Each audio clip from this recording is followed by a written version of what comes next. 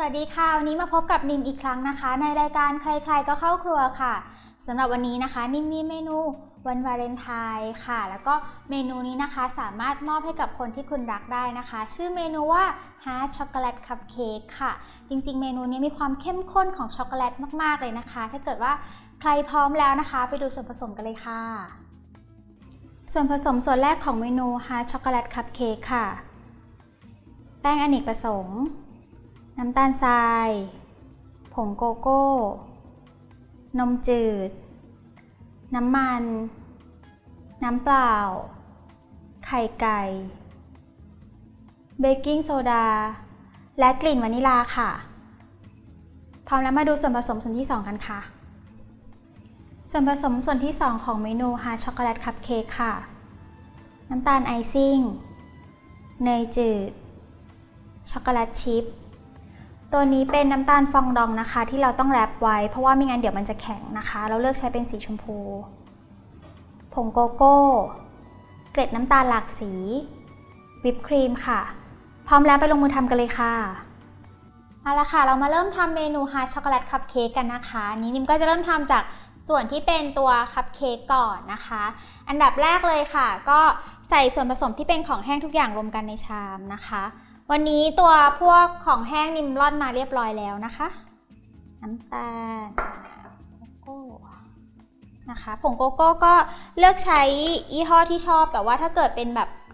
ของฝรั่งเศสอย่างเงี้ยมันก็จะมีความหอมมากกว่านะคะรวมกันแล้วก็คนพอให้เข้ากันนะคะ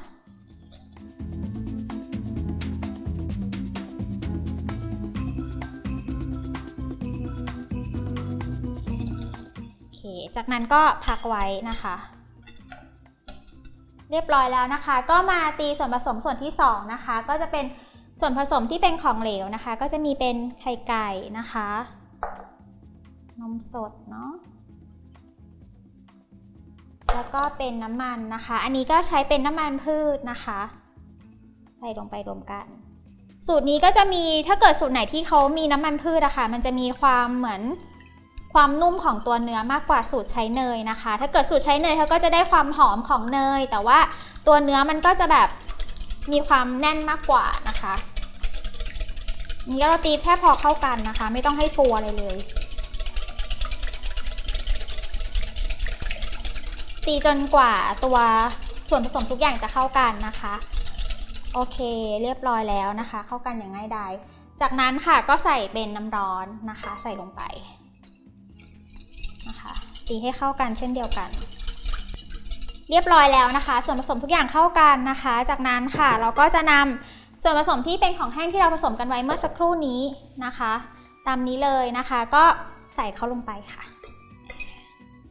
ทีลงไปได้เลยนะคะทั้งหมดปาดก็ได้เพื่อให้หมดเกลี้ยงก็ตีให้เข้ากันค่ะโ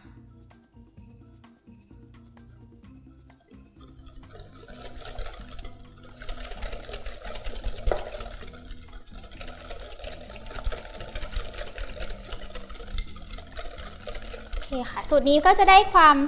ข้นของตัวช็อกโกแลตนะคะของผงโกโก้ค่ะมันก็จะมีความเข้มข้นแต่ว่าจริงๆแล้วมันจะเด็ดอยู่ตรงที่ตัวบีบอะค่ะเพราะว่าเราจะใส่ตัวช็อกโกแลตจริงลงไปด้วยนะคะตัวครีมบีบโอเคนะคะแล้วก็ลองดูว่าเสียงของน้ำตาลละลายหมดเรียบร้อยหรือยังนะคะสูตรนี้ง่ายๆเลยนะคะไม่จำเป็นต้องใช้เครื่องก็ได้แต่ว่าถ้าใครทำขายแล้วอยากแบบทำปริมาณเยอะๆอย่างเงี้ยค่ะก็สามารถใช้เครื่องตีทีเดียวได้เลยเสร็จเรียบร้อยแล้วค่ะหลังจากนี้นะคะก็จะเอาไปอบนะคะเป็นไฟอุณหภูมิอยู่ที่150องศาเซลเซียสบนล่างพัดลมแล้วก็ใช้เวลาอบประมาณ30-40 นาทีค่ะเดี๋ยวกลับมาดูกันนะคะ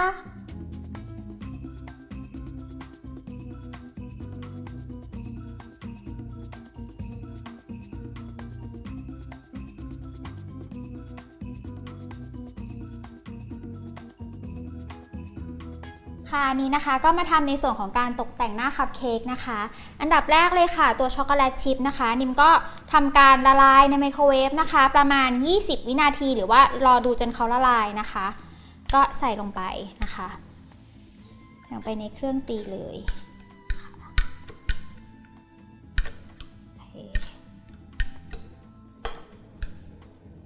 จากนั้นนะคะก็ใส่เนยนะคะเนยก็ต้องยังเย็นๆอยู่นะคะแต่ว่าถ้าแข็งเกินไปก็อาจจะตียากหน่อยนะคะโอเคจากนั้นก็ตี2 ส่วนนี้ให้เข้ากันค่ะ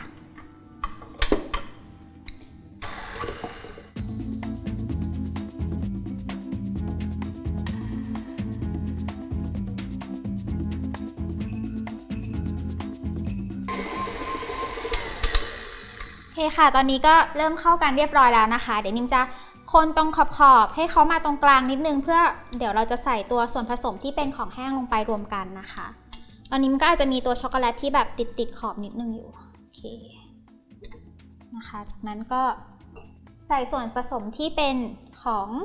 แห้งนะคะก็จะมีน้ำตาลไอซิ่งนะคะใส่ลงไปทั้งหมดเลย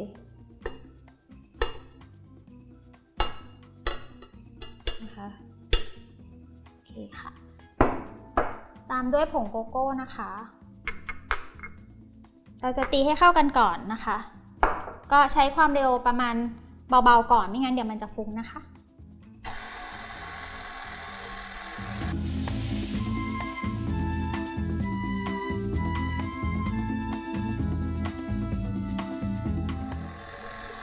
โอเคค่ะตอนนี้นะคะเนื้อก็เข้ากันเป็นที่เรียบร้อยแล้วนะคะส่วนผสมส่วนสุดท้ายก็คือวิปครีมนะคะก็ใส่ลงไปทั้งหมดเลยนะคะโอเคแล้วก็ตีต่อค่ะ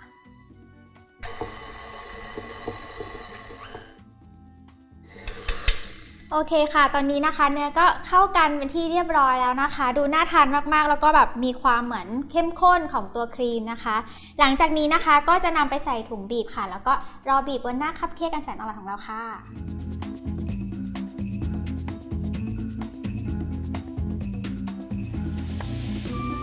นี้ก็ใส่เป็นถุงบีบเรียบร้อยแล้วนะคะเลือกหัวบีบตามใจชอบแล้วก็เดี๋ยวเราจะไปบีบตกแต่งหน้าคัพเค้กค่ะค่ะแล้วตอนนี้นะคะนิมก็จะมาทำในส่วนของหัวใจนะคะโดยใช้น้ำตาลฟองดองนะคะอันนี้ก็นิมเลือกใช้เป็นแบบที่เขาผสมสีชมพูมาโดยเฉพาะแต่ว่าถ้าหาไม่ได้เนี่ยแนะนำว่าใช้สีขาวธรรมดาเลยแล้วก็ใช้สีผสมอาหารสีชมพูแทนค่ะก่อนใช้งานเขาค่ะก็ต้องนำมานวดนิดนึงนะคะไม่งั้นมันจะเป็นเหมือนรอยแตกๆไม่สวยนะคะก็นวดนิดนึงเหมือนออกกำลังกายกล้ามมือไปด้วยนะคะแล้วก็นำมากลิ้งนะคะถ้าเกิดว่าตัวน้ำตาลมันติดกับตรงนี้ค่ะให้แนะนำให้ใช้แป้งทาก่อนก็ได้นะคะแต่ว่านี้ไม่ติดก็สบายความหนานี่ขึ้นอยู่กับความชอบของเราเลยว่าอยากได้กี่มิลนะคะ 2-3 ก็ได้อยากได้ใจหนาใจบางใจเล็กใจใหญ่เลยก็ว่าไปนะคะอันนี้ก็จะประมาณ 2-3 มิลนะคะแล้วก็นำมาตัดค่ะวันนี้นิมก็เลือกเป็นคัตเตอร์รูปหัวใจนะคะ2ขนาดเล็กกับก็เล็กกับใหญ่นะคะเล็กกับกลางแล้วกันนะคะก็ตัดลงไปเราจะมาตัดใจกันค่ะก็ตัดเรียบร้อยนะคะก็นำมาพักไว้เวลาตัดเสร็จอะค่ะมันจะมีเหมือนเป็นรอยตรงนี้ไม่สวยเราก็ใช้นิ้วค่ะเหมือนทำให้เขาแบบเนียนกริบนะคะมันจะได้ไม่เป็นเหมือนรอยตัดเนี่ยค่ะมันก็จะสวยเรียบร้อยแล้วก็พักไว้ให้เขาแข็งตัวนะคะตัดไปเลยนะคะเล็กๆใหญ่ๆจริงๆอ่ะบางคนก็อาจจะแบบตัดทีเดียวหมดก่อนแล้วค่อยมาเกลี่ยก็ได้แต่ว่าบางทีมันจะแข็งอะค่ะตรงนี้ก็ต้องรีบทำเลยนะคะมันแข็งแล้วมันจะกลายเป็นใจแบบไม่สวยใจขาดๆนะคะ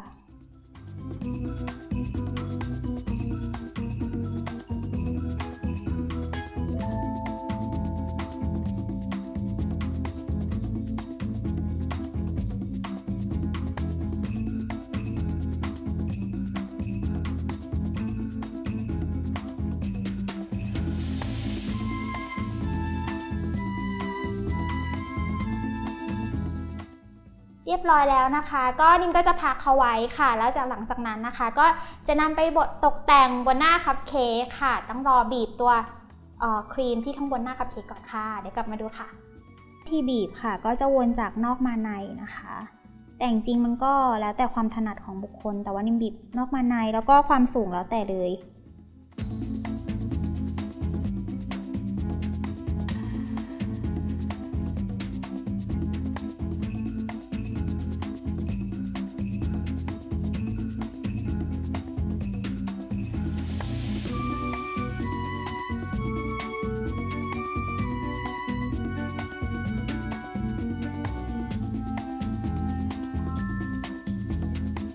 เสร็จแล้วเราก็จะโรยนะคะ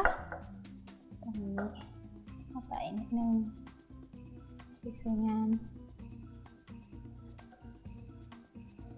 ตามหลักการต้องโรยแล้วก็หัวใจ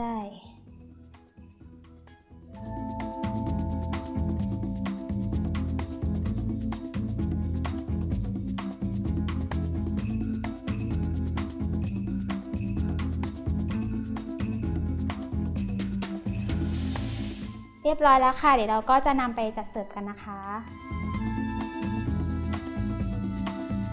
เสร็จเรียบร้อยแล้วนะคะสำหรับเมนูฮาร์ทช็อกโกแลตคัพเค้กค่ะเป็นรูปหัวใจเลยนะคะถ้าเกิดว่าใครนะคะอยากได้เมนูเก๋ๆแบบนี้สำหรับวันวาเลนไทน์แล้วก็อย่าลืมติดตามเว็บไซต์ที่ www.foodtravel.tv ค่ะสำหรับวันนี้นิ่มลาไปก่อนนะคะสวัสดีค่ะบ๊ายบายค่ะ